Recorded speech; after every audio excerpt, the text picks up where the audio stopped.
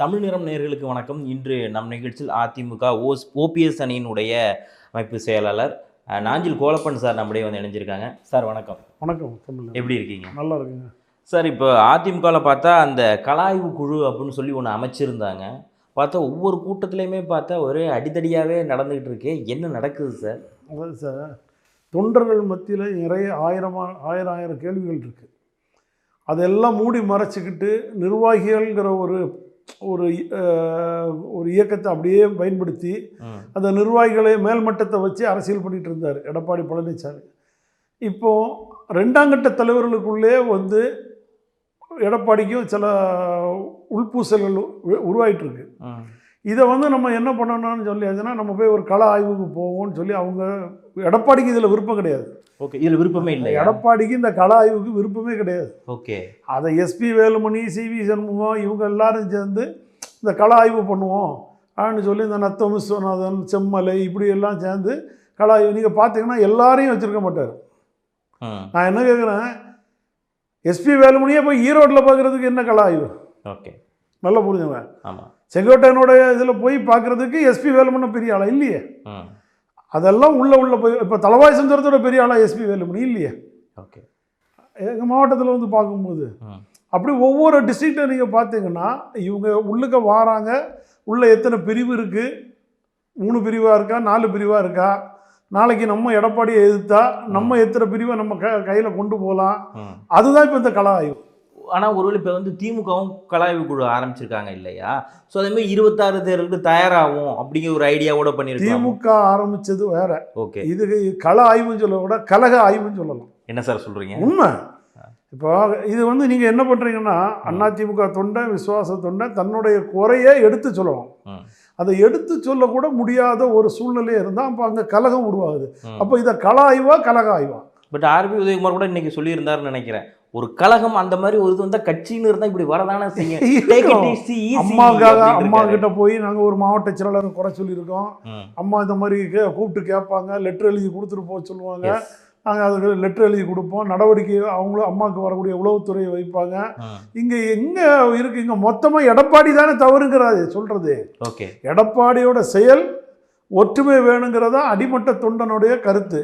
நீங்கள் என்ன பண்ணுறீங்க? இவர் வந்து வேண்டாம், இவர் வேண்டான்னு இப்போ மேல்மட்டத்தில் இருந்து எப்படி அண்ணன் ஓபிஎஸ் அவர்களை தள்ளி வச்சுக்கிட்டு நீ கட்சி நடத்தணும் எடப்பாடி பழனிசாமி முடிவெடுத்தாரோ, அதுபோல் கீழே இருக்கிற மாவட்ட செயலாளர்கள், அங்கே இருக்கிற ரெண்டாம் கட்ட தலைவர்கள், யார் கொஞ்சம் செல்வாக்கு மிக்கவங்களெல்லாம் ஓரம் கட்டி வச்சுக்கிட்டு தான் அரசியலை பண்ணணும்னு நினைக்கிறாங்க. மேலே என்ன வழியோ அதுதான் கீழே. அப்போ கீழே கலகம் தான் வரும். இது கள ஆய்வு இல்லை. கள ஆய்வுன்னா நீங்கள் என்ன பண்ணணும்? யார் என்ன சொன்னாலும் கேட்கணும். காலையில் 10 மணிக்கு ஆரம்பிக்கணும். அங்கே நீங்கள் வந்து இப்போ எங்கள் டிஸ்ட்ரிக்ட் எடுத்துக்கிட்டால் அதர் டிஸ்ட்ரிக்ட்லேருந்து வேறு டிஸ்ட்ரிக்ட்லேருந்து வரணும். முக்கியமான தலைவர்களாக ஒரு 4-5 பேர் வந்து உட்காரணும். அது காலையில் 10 மணிலேருந்து ஊராட்சி, பேரூராட்சி, நகராட்சி வந்து நம்ம முடித்து கடைசியில் ஈவினிங் அவங்களுக்கு அதுக்குள்ள சாப்பாடு படம்லாம் கொடுத்து ஈவினிங் வந்து பொதுவான கருத்து சொல்லணும்.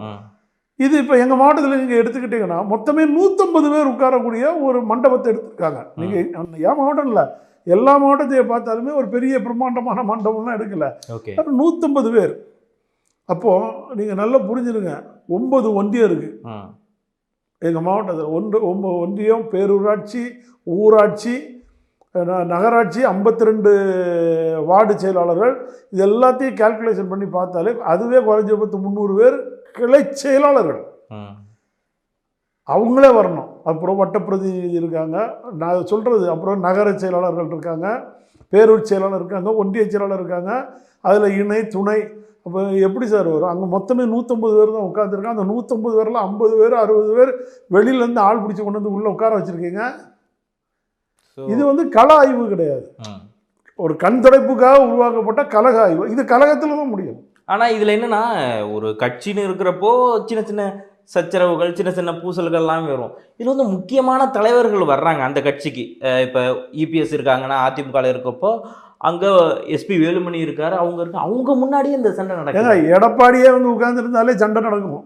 என்ன சார் சொல்றீங்க? அந்த அளவுக்கு மோசமா அந்த அளவுக்கு மோசமா இருக்கு சார். பூத்தில் ஆள் கிடையாது. அவன் சொல்லுவான்ல, ஏன்னா பூத்து கமிட்டி காசு கொடுக்கல சார், தேர்தலில் இது பண்ணல, எங்களை மதிக்கலான்னு சொல்லி எடப்பாடி முன்னாடி சொல்லும்போது அங்கே கொடுக்காம இருந்தவன் என்ன செய்வான்? அவன் ஆள் வச்சு அவனை மிரட்டுவாங்களா? ஓகே. அப்போ அது கலகம் தானே வரும். அதுங்க எடப்பாடியே இருந்தாலும் இந்த பிரச்சனை நடக்கும். நான் என்ன சொல்கிறேன், அம்மா இருக்கும்போதே 4 குழுவே அனுப்பிவிடுவாங்க ஒவ்வொரு டிஸ்ட்ரிக்ட்டுக்கு. 4 குழுவே போய் கள ஆய்வு செஞ்சுருக்கு. அப்போ வந்து ஒவ்வொருத்தரும் உண்மையை சொல்கிறத கேட்பாங்க. ஓகே. காது கொடுத்து கேட்பாங்க. காது கொடுத்து கேட்டு ரிப்போர்ட் எழுதி கொண்டு போய் அம்மாட்ட ஒப்படைக்கணும். இங்கே காது கொடுத்து பேர் யாரும் குறை சொல்லாதீங்க, யாரும் எதுவும் சொல்லாதீங்க, எல்லாரும் எடப்பாடி வாழ்கன்னு சொல்லுங்க. இப்படி சொல்லி வச்சு வந்து அது என்ன இது? அப்போ எதிர்த்து கேட்கறது தொண்டை இருக்கிறான். ஏன்னா ஏற்கனவே எங்களுக்கு என்ன ஒரே ஒரு சந்தோஷம்னா, எதிர்த்து கேட்க தொண்டை எங்கள் மாவட்டத்தில் இருக்கானோ இல்லையோ. ஏன்னா எங்கள் மாவட்டத்தில் எல்லாம் வந்துட்டு ஓடி போயிட்டாங்க. ஏன்னா அது ஒரு பெரிய நாடகமே நடந்துச்சு. தளவாய் சுந்தரத்தை உள்ளே வைக்கவும் எடுக்கவும், இந்த கலாய்வுக்கு வரும்போது திரும்பி பதவி கொடுக்கவும் பெரிய நாடகமே நடந்து எல்லாம் ஒதுக்கி போயிட்டாங்க. ஆனால் திருநெல்வேலியிலேருந்து அந்த சத்தங்கள் ஒலிக்க தொடங்குது. வரும்போது குரல் கொடுக்குற தொண்டை இருக்கிறான், அடிமட்ட தொண்டனா இருக்காங்கிற ஒரு உணர்வு இருக்குது. எஸ்பி வேலுமணி அவர்கள் வந்து நயினார் நாகேந்திரனை போய் பார்க்குறாரு இல்லையா? ஸோ அவர் வந்து பாஜகவில் இருக்கார். அவர் என்னதான் வந்து ஜெயலலிதா ஃபோட்டோ வந்து தன்னுடைய பிரச்சாரங்களில் பாஜகவில் இருந்து யூஸ் பண்ணிக்கிட்டாலும் இவர் போய் டைரெக்டாக போய் பார்க்குறாருங்கிறப்போ ஒருவேளை இது என்ன ஒரு அது எஸ்பி வேலுமணியோட பையனுக்கு கல்யாணத்துக்காக நான் பத்திரிகை வைக்க போகிறேன்னு சொல்லி ஏதோ அறிக்கை வந்தது. அதனால் அதை நம்ம கடந்து செல்லலாம். ஏன்னா அது ஒன்றும் பெரிய விஷயம் கிடையாது. இல்லைன்னா என்ன இப்போ நயினார் நாகேந்திரன் நான் வாரேன், எனக்கு கட்சியோட பொதுச் செயலாளர் தரேன்னு பேசிகிட்டு இருக்காரு. அப்படிலாம் ஒன்றும் கிடையாது. அவர் பிஜேபி போயிட்டாரு. ஆனால் என்ன இருந்தாலும் நயினார் நாகேந்திரனை பார்க்கும்போது அது அதிமுக உணர்வு தான் எல்லாருக்கும் வரும். அவர் என்னதான் பிஜேபியில் போனால் கூட அது அதிமுக. அவர் எஸ்பி வேலுமணி அவர் தன்னுடைய இல்லை, ஏன்னா எஸ்பி வேலுமணி ஏற்கனவே சொல்லிட்டு இருக்காங்க இல்லையா? இடையில நிறைய ஊடகங்கள்லாம் கூட எழுதுனாங்க, அடுத்த ஏக்நாத் ஷிண்டே மாதிரி எடப்பாடியை கொஞ்சம் ஓரம் வச்சுட்டு இவர் பவர் பாயிண்டை பிடிக்க போறாரு அப்படின்னு. ஒருவேளை இவர் பார்க்கறதுனால மறுபடியும் பிஜேபியோட ஒன்று சேர்ந்து அவங்க ஏதாவது ஒரு டீம் ஃபார்ம் பண்ண போறாங்க. அதாவது அப்படி ஒரு சூழ்நிலை வருமாங்கிறது சந்தேகம். எனக்கு தெரிஞ்சு எல்லாரும் சொல்லுவாங்க அந்த மாதிரி ஒரு வருதாங்கிறது சந்தேகம். ஏன்னு கேட்டிங்கன்னா அந்த கொங்கு பெல்ட்டுங்கிறத நீங்கள் பார்க்கணும். அங்கே வந்து இப்போ எஸ்பி இந்த எலெக்ஷன் முடிவப்போ கொஞ்சம் அவங்க கோபமா இருந்தாங்க இல்லையா? இந்த இருந்தாங்க அந்த அது வந்து இப்போ வராது. நீங்க என்ன நினைக்கிறீங்க? இந்த சட்டமன்றம் வந்து முடிகிறதுக்கு ஒரு 6 மாச காலத்துல பெரிய பிளவுகள் வரும். அப்போ வந்து என்ன பண்ணுவாங்கன்னா, உங்களுக்கு அந்த 66 எம்எல்ஏக்கள்ல 62 பேர் 61 பேர் அவங்ககிட்ட இருக்கிறாங்கன்னா அதில் பெரும்பான்மையாக உடையும். எடப்பாடி எதிர்ப்பாங்க அந்த டைமில். எதுக்காகனா எடப்பாடி பழனிசாமி தனக்காக என்ன வேணாலும் செய்வார். தனக்கு பதவியை தக்க வைக்கிறதுக்காக யாரை வேணாலும் பலி கொடுப்பாருங்கிறது அண்ணன் ஓபிஎஸ் மூலமாக தெரிஞ்சிருச்சு. அவரை நம்பி 125 எம்எல்ஏக்கள் புரட்சி தலைவி அம்மா அவர்களால் தேர்ந்தெடுக்கப்பட்ட 125 எம்எல்ஏக்களில் 23 பேரை பலி வாங்கினவர். நல்லா புரிஞ்சிருங்க. அவங்களுடைய சட்டமன்ற பதவி பறிக்கப்பட்டது யாராலனா எடப்பாடி பழனிசாமி. நல்லா புரிஞ்சுங்க. அது வந்து அவர் தினகரன் கூட அவங்க இருந்தாங்க, அது எல்லாமே இருக்கட்டும். ஆனால் உங்கள் முகத்தை எடப்பாடி பழனிசாமியோட முகத்தை காட்டி அவங்க வரல.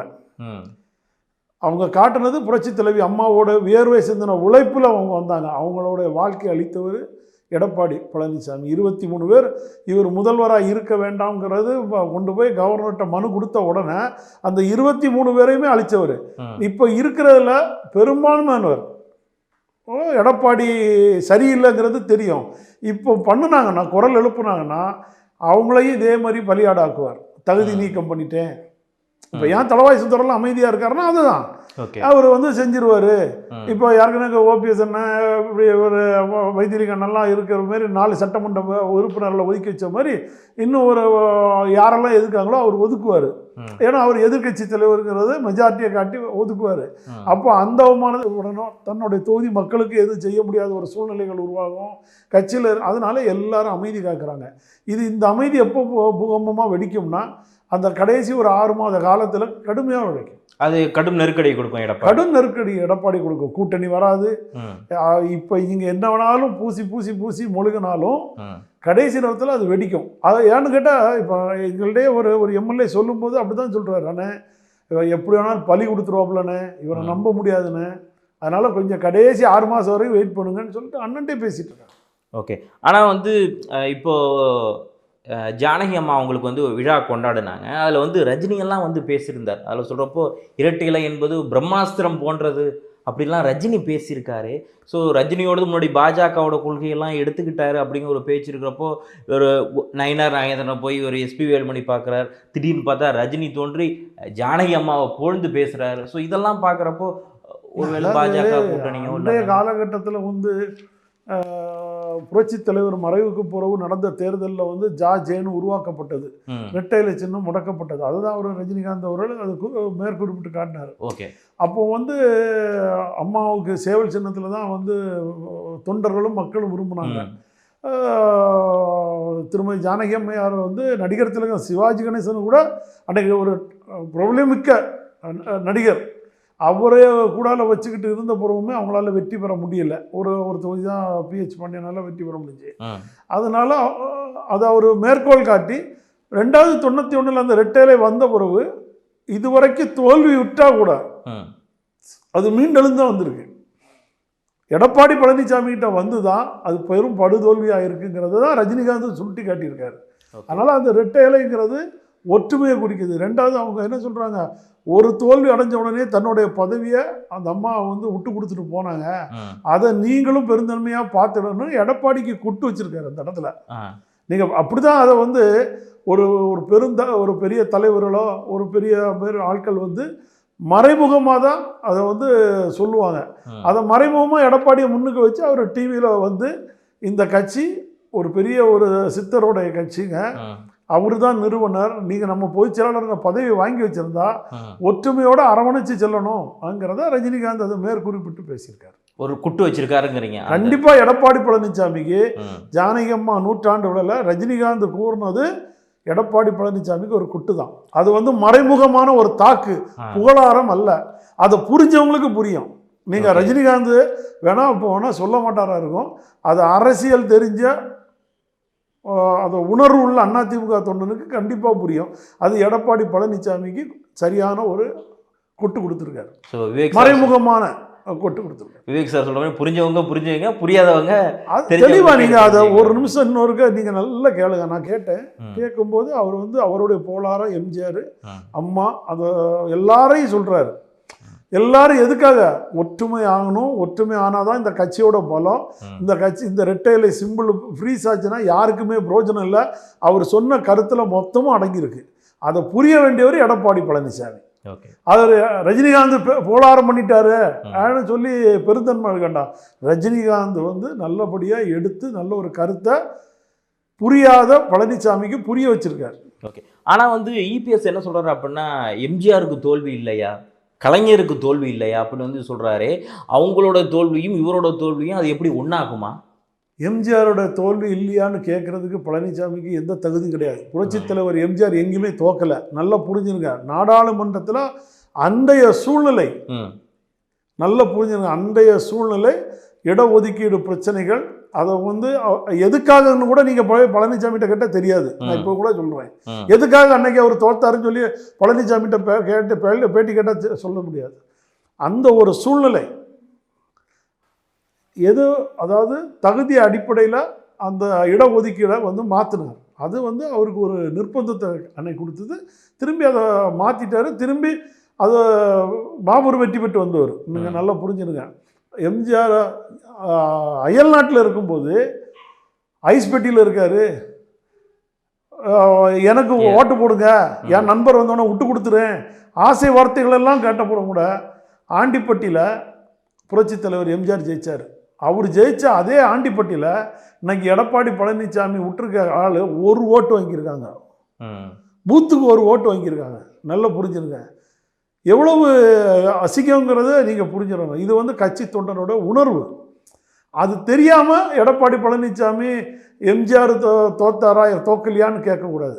புரட்சி தலைவி அம்மாவும் அந்த அதுக்கு பிறகு வந்த காலங்கள் திமுகவுடைய ஒரு ப்ரெஷர், அதாவது என்ன சொல்லுவாங்க, அவங்களோட அழுத்தங்கள், அது கூட்டணி கட்சிகளால் தமிழகம் இது இவர் மூப்பனார் அவருடைய தமாக, அப்புறம் இதே ரஜினிகாந்த் அவர்களுடைய வாய்ஸு, இதெல்லாம் வச்சு 96 ஒரு அந்த திருமணத்தை சுட்டி காட்டி பேசுனதுனால அது ஒரு தாக்கத்தில் தான் அம்மா வந்து இது பண்ணினாங்க. அதுக்கு பிறகு திரும்பி மீண்டும் 98 அம்மா எழும்புனாங்க நாடாளுமன்றத்தில். திரும்பி 2001 ஆட்சிக்கு வந்தாங்க. 2006 இந்த கடுமையான டஃப் கொடுத்தாங்க. இன்னும் சொல்ல போனீங்கன்னா அன்னைக்கு மைனாரிட்டி திமுக அரசு தான். அன்னைக்கே வந்து பாட்டாளி மக்கள் கட்சி, காங்கிரஸ் எல்லாம் முடிவெடுத்து நீங்கள் வந்து கூட்டணி ஆட்சி சொல்லியிருந்தாங்கன்னா அன்னைக்கே மந்திரி சபையெல்லாம் பிரித்து கொடுக்க வேண்டிய போயிருக்கும் திமுகவுக்கு. அந்த நிர்பந்தத்தை சோனியா காந்தி அம்மா எல்லாம் சேர்ந்து இல்லை அது வேண்டான்னு சொன்ன ஒரு முடிவுனால இவங்க சென்ட்ரலில் மத்திய மந்திரி பதவி வாங்கிட்டு உட்காந்துக்கிட்டாலும் கீழே ஒரு மைனாரிட்டி அரசாக தான் திமுக அன்றைக்கி செயல்பட்டது. நல்லா புரிஞ்சுங்க. அம்மாவோட தோல்வியெல்லாம் ரொம்ப ஒன்றும் நம்ம வந்து இது பண்ண முடியாது. ஆனால் எடப்பாடி பழனிசாமிக்கு அப்படி இல்லை. நீங்கள் முதல்வராக இருக்கும்போதே ஆர்கே நகரில் தோல்வி, ஒரு உள்ளாட்சி தேர்தலை நடத்த முடியல, உங்கள் சொந்த வார்டில் எடப்பாடி பழனிசாமி இருக்கிற சொந்த வார்டில் திமுக கவுன்சிலர் அப்படி இருக்கா சொல்லுங்க பார்ப்போம். இல்லை எவ்வளவு ஒரு மோசமான சூழ்நிலை. 2019 நாடாளுமன்ற தேர்தலில் நீங்க ஒரு முதல்வராக இருக்கிறீங்க, எடப்பாடி தொகுதியில் 9000 ஓட்டு பின் வாங்கியிருக்கீங்க, தோல்வி. நீங்க மட்டும் இல்ல, 33 அமைச்சர்ல அண்ணன் ஓபிஎஸ் தள்ளி பாக்கி அத்தனை பேரும் அவங்கவுங்க தொகுதியில தோத்து போனாங்க. ஆனா அவர் என்ன சொல்றாரு அப்படின்னா, இத்தனைக்குமே என்னன்னா இல்ல இங்க தோல்விகள்ங்கிறது எல்லாருக்குமே இருக்க வேண்டிய ஒண்ணுதான் அப்படிங்கிற மாதிரி அவர் சொல்லிட்டு போறாரு. ஆனா அவர் வந்து ஒரு எடுத்துக்காட்டா சொல்றது வந்து திராவிட முன்னேற்ற கழகத்தை கருணாநிதியை சுட்டி காட்டாரு. அதுக்குதான் நாங்கள் சொல்றோம் எடப்பாடி திமுகன்னு வச்சிருங்க. ஓகே, நீங்க வந்து நான் இப்பவும் சொல்றேன், அண்ணன் ஸ்டாலின் இருக்கார்ல அவருடைய கேரக்டர் வேற, அந்த ஒரு பழைய மறைந்த ஒரு கருணாநிதி அவர்களுடைய குணாதிசயங்கள் வேறு, அரசியல் குணாதிசயங்களில் சொல்கிறேன். மற்றபடி நான் குடும்ப இதெல்லாம் சொல்ல. இவருடைய அரசியல் குணாதிசயம் வேறு, அவருடைய அரசியல் குணாதிசயம் வேறு. இவர் ஒரு சாஃப்ட் ஹேண்டு. ஓகே, அவர் இல்லை, அவர் சாஃப்டாகவே இருப்பார், அதிரடியாக செய்வார், அது யாரையுமே எதிர்பார்க்க மாட்டார். அவர் இன்னைக்கு இருந்திருந்தால் யார் எடப்பாடியெல்லாம் எங்கே இருக்காருன்னே காணாம வைக்கிருப்பார். அரசியலில் நாங்கள் பார்த்து கடந்த அதாவது 40-45 ஆண்டு காலம் நாங்களும் திராவிட முன்னேற்ற கழக அவர் மறைந்த கருணாநிதி அவர்களுடைய அரசியலை நாங்கள் பார்த்து அதை எதிர்த்து போராடி அந்த கொடியை கிழிக்கவும் எங்கள் கொடியை கிழிக்கவும் இப்படியெல்லாம் சண்டை போட்டு அடி போட்டு நாங்கள் வளர்ந்து வந்த காலத்துலேருந்து பார்க்குறோம். ஏன்னா நடந்தது. நாங்கள்லாம் வந்து அவருக்கு எதிர்த்தால சாலை மறியல் போராட்டம் பண்ணும்போது அப்படியே கூட்டிகிட்டு போய் யாரெல்லாம் பண்ணினாங்களோ அவ்வளோ வரையும் அரெஸ்ட் பண்ணாங்க தமிழ்நாடு முழுக்க. அப்புறவு டிஎம்கே ஆட்சி வந்து டிசால்வ் ஆன பிறகு ரத்து, அதாவது கவர்னரால் ரத்து டிசால்வ் ஆன உடனே நைட்டு தான் விட்றாங்க எங்களை. எல்லாத்தையும் பிடிச்சி அடைச்சி வச்சுட்டு உள்ளே வச்ச ஒரு காலங்கள்லாம் உண்டு. யாரெல்லாம் அதே மாதிரி புரட்சித் தலைவர் எம்ஜிஆர் மேடையில் ஏறி பேசிட்டு இறங்கி போனோன்னா லத்தி சார்ஜ் பண்ணது எல்லாம் அனுபவிச்சிருக்கோம் நாங்கள். ஓகே, அந்த தொண்டர்கள் கூட்டத்தை அடித்து அதில் லத்தி சார்ஜ் பண்ணி லத்தி சார்ஜ் அடி வாங்கிலாம் ஓடி இருக்கிறோம்னு வைக்கலாம். இந்த மாதிரி ஒரு அனுபவங்களெல்லாம் வந்து கருணாநிதி அவர்கிட்ட இருந்து நாங்கள்லாம் படித்து வந்தவங்க தான். அந்த பாடங்களெல்லாம் பார்த்து வந்த இடத்துல அண்ணன் ஸ்டாலின் அவர்களை பொறுத்த வரைக்கும் அவர் வந்து ஒரு இப்போ உள்ள அரசியல் காலகட்டத்துக்கு மாறி போயிட்டு இருக்கிறாரு. அதனால தான் எடப்பாடி பழனிசாமி பேசிட்டு இருக்காரு. ஆனால் எப்படி அவர் திராவிட முன்னேற்ற கழகம் மறைந்த கருணாநிதி அவர்கள் அரசியல் நடத்துனாங்களோ, புரட்சித் தலைவர் எம்ஜிஆர் கூடாலே இருந்து புரட்சித் தலைவர் எம்ஜிஆர் தூக்கி வெளியில் போட்டது, அதே போல் அண்ணன் ஓபிஎஸ் அண்ணன் கூடாலே இருந்துட்டு அண்ணன் ஓபிஎஸ் தூக்கி வெளியே போட்டது, திமுக கட்சி தான் ஒரே குடும்ப கட்சிக்குள்ளே கொண்டு வரணுங்கிறதுக்காக எப்படி அவர் திட்டம் போட்டு வேலை செஞ்சாரோ, தான் முதல்வராக இருக்கணும், தான் இதில் இருக்கணும்னு நினச்சாரோ, அதுபோலவே எடப்பாடி பழனிசாமி செய்கிறது. இப்போ அவங்க எப்படி தோத்தாங்களோ அதுபோலவே எடப்பாடி பழனிசாமி அவர் திமுக தோக்கலையா, 10 ஆண்டு காலம் தோக்கலையா, திரும்பி ஆட்சிக்கு வரலையா, அதுபோல் நான் 10 தடவை தோத்துருக்கேன், இன்னும் 10 ஆண்டு காலம் நான் தோத்த பிறகு நான் திரும்பி அதை பற்றி பேசுங்கிற ஒரு சூழ்நிலைக்கு அவர் போயிட்டுருக்கார். இதில் அவர் என்ன சொல்கிறார் அப்படின்னா, ஒரு விமர்சனத்தை அவங்க கூட்டணியினால தான் வந்து வின் பண்ணியிருக்கிறாங்க அப்படிங்கிற ஒரு விஷயத்த சொல்கிறாரு. ஆனால் இங்கே உள்ளாரே கூட்டணி இணைய வேண்டியவங்களே ஒழுங்காக இல்லையே. கூட்டணி வந்து புரட்சித் தலைவர் எம்ஜிஆர் காலத்தில் தொடங்கும் போதும் கூட்டணிகள் அமைச்சார், ஒரு சில விகிதங்கள் அம்மாவும் அமைச்சாங்க. அந்த கூட்டணியை வந்து இல்லாமல் அதிமுகங்கிற ஒரு அதிமுக செய்த சாதனையை விளக்கி மக்கள் மத்தியில் நின்னாங்கன்னா புரட்சித் தலைவி அம்மா அவர்கள். அவங்க வச்சிருந்த கூட்டணியை பார்க்காம 2014லையும் சரி 37 நாடாளுமன்ற தொகுதியில் வர்றதுக்கும் கூட்டணி ஒன்றும் பெரிய இதில் கிடையாது. 2016லையும் பெரிய அளவில் ஒன்றும் சின்ன சின்ன கட்சிகள் இதர கட்சிகளை தான் சேர்த்தாங்களே ஒழிய மொத்த இடத்துலையுமே இரட்டையில சின்னத்தை நிப்பாட்டி சாதனை படைச்சது புரட்சித் தலைவி அம்மா அவர்கள். இவரால் முடியுமா?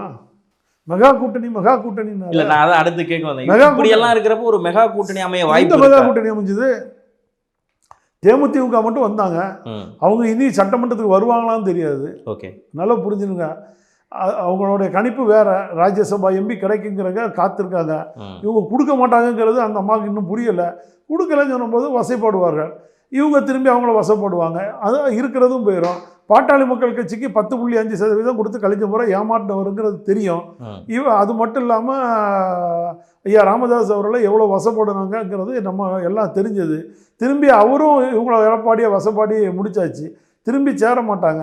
திருமாவளவன் எடப்பாடி பழனிசாமியை நம்பி போனால் தெருவில் தான் நிற்கணுங்கிறது விக்கிரவாண்டி தேர்தலே சொன்னார். எப்படி நீங்கள் அடுக்கடுக்காக சொன்னால் விஜய் வரமாட்டேன்ட்டாரு. அப்புறம் உங்களுக்கு யார் வருவாங்க? காங்கிரஸ் வரமாட்டேன்ட்டாங்க. நீங்கள் உங்களுடைய வியூகம் என்ன? காங்கிரஸை உடைக்கணும், விசிகாவை உடைக்கணும், இப்படி எல்லாம் ரெண்டா உடைச்சு அந்த ரெண்டை நம்ம கூட சேர்க்கணும்னு நினைச்சா ஒரு நல்ல வியூகம் தானே. அது எப்படி வியூகம் நினைக்கிறீங்க? நீ நாசமா போவா, நானும் நாசமா போவேன். ஓகே, அதான உண்மை. ஓகே, நல்லா இருக்கிறத உடைக்கிறது தான் எடப்பாடி பழனிசாமியோட வீகம்னா, நாசமா போறது தான் அது வீகம். அது அரசியல் தந்திரங்க மாதிரி. தந்திரம் கிடையாது, இது தந்திரம் கிடையாது. தந்திரம் என்ன தெரியுமா? குடும்பத்தை ஒற்றுமைப்படுத்து, குடும்பத்தை ஒற்றுமைப்படுத்து. அண்ணன் தம்பியா இருக்கிறவங்க, அண்ணன் தம்பியா இருக்கிறவங்க ஒன்றிணைஞ்சாலே பக்கத்து வீட்டுக்காரன் பயப்படுவான். ஏன்னா ஒரு காலத்துல சொன்னாங்க இல்லையா, ஓபிஎஸும் விஎஸும் இரட்டைக்கோள் துப்பாக்கி போல ஒற்றுமையா இருக்காங்க. ஒரே வாரத்துல மாறினார்ல, ஒரே வாரத்துல மாறினார். இணையத்துக்கு வாய்ப்பே இல்லையா சார்? நான் இணைய வாய்ப்புகள் தொண்டர்கள் நினைச்சா எல்லாமே நடக்கும். இந்த வச்சிருக்க போலி நிர்வாகங்கள் அது ஒரு சட்டத்துக்கு முன்னாடி நிற்கிறதுனால அந்த சட்டத்தின் அமைப்புகள்லாம் இப்போ காட்சிகள் மாறும்போது ஆட்டோமேட்டிக்காக மாறி தானே சார் செய்யணும். இவர் என்ன, இவங்க தாத்தா பாட்டி இல்லைன்னா அவங்க அப்பா எல்லாம் உருவாக்கின கட்சி கிடையாது. இது எங்களுக்கு எங்கள் புரட்சி தலைவர் எம்ஜிஆர் கொடுத்த கொடி பிடிக்கிற தொண்டருக்காக கொடுத்த கொடியும் கட்சியும். புரிஞ்சுங்களா? எங்களை மாதிரிப்பட்ட புரட்சி தலைவரோட ரசிகர்கள் தொண்டர்களாக மாற்றப்பட்டு அந்த தொண்டனுக்காக கொடுக்கப்பட்ட கட்சி. இந்த கட்சியை தம்பட்ட அடிக்க என்னுடைய கட்சின்னு சொல்றதுக்கு யாரும் உரிமை கிடையாது. இவரா விதியை மாத்துறாரு. அந்த விதியை பார்க்காமலே நீதிமன்றத்தில் ஒரு தீர்ப்பு வழங்கினாங்க இடைக்காலமா. அதெல்லாம் போய் இப்போ உரிமைகள் நீதிமன்றத்தில் இருக்கு. அது எப்போ வழக்க முடியுதோ அதில் எல்லாரும் போவாங்க. இப்போ நான் கூட நாளைக்கு அதில் போய் ஒரு அஃபிடவிட் போடுவேன். எனக்கு நேர்ந்த கொடுமைகளை நான் அதில் அஃபிடவிட் போடுவேன். இது போல நிறைய பேர் வருவாங்க. அது கிராஸ் கொஸ்டின்ஸ் இருக்கு. அதெல்லாம் நீண்ட பயணத்துக்கு பின்னாடி தானே அதெல்லாம் முடிவெடுக்கணும். அது வரைக்கும் கட்சி யார்கிட்ட இருக்க போகுது? சின்னமும் அவங்க கிட்ட தானே இருக்கு. நீங்க தனியா இருந்தாலுமே இங்க இப்போ ஓபிஎஸ்க்கு சப்போர்ட்டா இருக்கு. அவங்க நம்ம தற்காலிக பொதுச் செயலாளராக நம்ம நியமிச்சிட்டோம். அதுக்கு ஒரு பொதுக்குழு போட்டாங்க. இவங்க நடத்தியாச்சு, சின்னத்தையும் கொடுத்துட்டாங்க. அண்ணன் ஓபிஎஸ் மதுசூதனன் வகையறால அண்ணன் ஓபிஎஸ் அவர்களுக்கு தான் கட்சியும் சின்னமும் ஒதுக்கப்பட்டதுங்கிறது தேர்தல் ஆணையத்தோட பதில். அந்த பதில் பிரகாரம் தான் எடப்பாடி பழனிசாமி உள்ள வந்தார். நீங்க நல்லா புரிஞ்சுங்க. எல்லாரும் சொல்லுவாங்க அண்ணன் ஓபிஎஸ் அவர்களை இணைச்சார். தப்பு. அண்ணன் ஓபிஎஸ் தான் எடப்பாடி பழனிசாமியே அணைச்சார். அன்னைக்கு திருமதி சசிகலா அம்மாவுக்கும் அண்ணன் ஓபிஎஸ் அவர்களுக்கும் தான் பிரச்சனை. அப்போ இருக்கும்போது அவங்க அம்மா அணின்னு இருந்தாங்க, நாங்கள் புரட்சி தலைவி அம்மா அணின்னு இருந்தோம். அதில் நீங்கள் கொடுத்த அஃபிடவிட் பிரகாரம் என்ன கொடுத்தீங்க?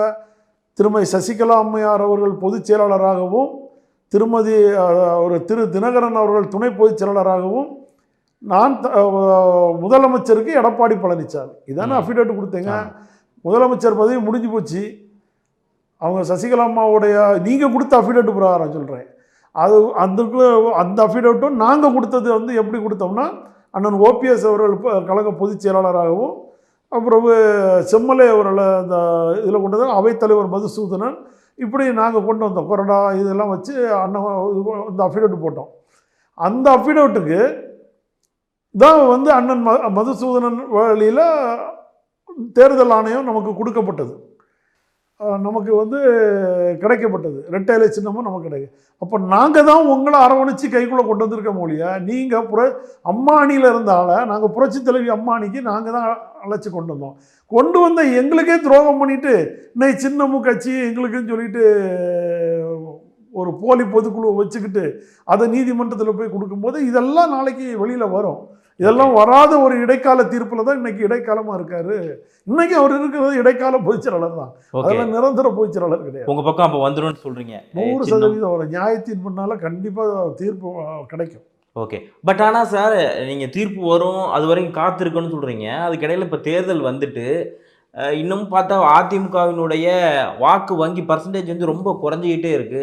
நீங்க ஆரம்ப காலத்துல ஏன்னா எம்ஜிஆர பார்த்து வந்த நீங்க எல்லாரும் இருக்கிறப்போ, அந்த கட்சியினுடைய நெறைய பேர் விமர்சனம் பண்றாங்க இல்லையா? பெர்சன்டேஜ் குறைஞ்சிட்டு, என்ன எடப்பாடி சொல்றார், அதிமுகவோட பெர்சன்டேஜ் குறைஞ்சிட்டே சார் அப்படின்னு எல்லாரும் சொல்றப்போ, அதெல்லாம் எப்படி இருக்கு? இந்த எலக்ஷன் டைம் வர்றப்போ நீங்கலாம் ஆடி ஓடி வேலை செய்வீங்க.